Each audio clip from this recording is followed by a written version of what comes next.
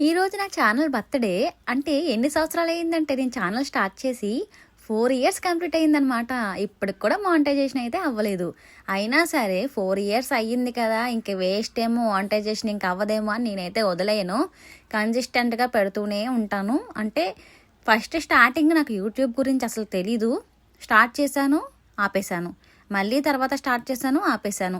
అసలు మనీ వస్తాయని, యూట్యూబ్ అంటే కన్సిస్టెంట్‌గా వీడియోస్ పెట్టాలి అని అది ఏమీ తెలియకుండానే నేను స్టార్ట్ చేశాను. ఫస్ట్ ప్రెగ్నెన్సీ అప్పుడు స్టార్ట్ చేశాను.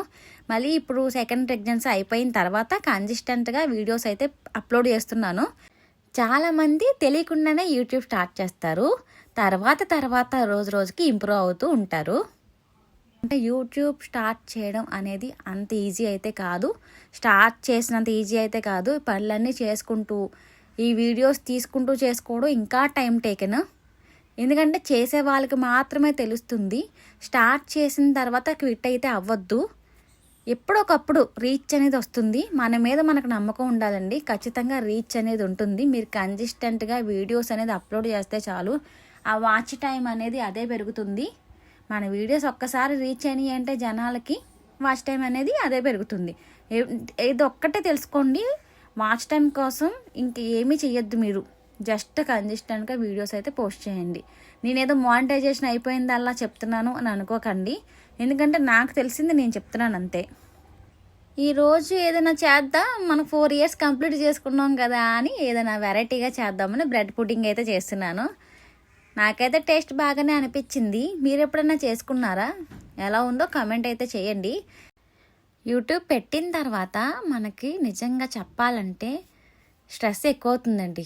ఎందుకంటే మనం ఒక షార్ట్ పెట్టినా, లాంగ్ వీడియో పెట్టినా ఎప్పుడు మనం యూట్యూబ్ స్టూడియోలోకి వెళ్ళి చూసుకుంటూనే ఉంటాం కదా. ఎవరైనా చేసేది అదే. ఎన్ని వ్యూస్ వచ్చినాయి, వాచ్ అవర్స్ ఎంత పెరిగింది, లైక్స్ ఎన్ని వచ్చినాయి, కామెంట్స్ ఎన్ని వచ్చినాయి, ఇలాంటివన్నీ చూసుకుంటూనే ఉంటాం కదా రోజు.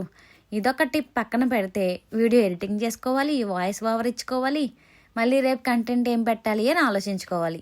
చాలా పని అండి. నిజంగా ఈజీ అయితే కాదు. అందరూ అనుకుంటూ ఉండొచ్చు పని పాట లేక పెట్టుకుంటున్నారు వీడియోస్, కానీ పని పాట లేక కాదండి. పని అంతా అయిపోయిన తర్వాత ఇది ఒక సోర్స్ ఆఫ్ ఇన్కమ్ ఉంటుంది కదా. ఆడవాళ్ళు ఇంట్లో ఖాళీగా కూర్చుంటాం ఎందుకులే అని చెప్పి చాలామంది ఆడవాళ్ళు స్టార్ట్ చేస్తున్నారు. నిద్ర కూడా లేకుండా చేస్తారండి కొంతమంది అయితే.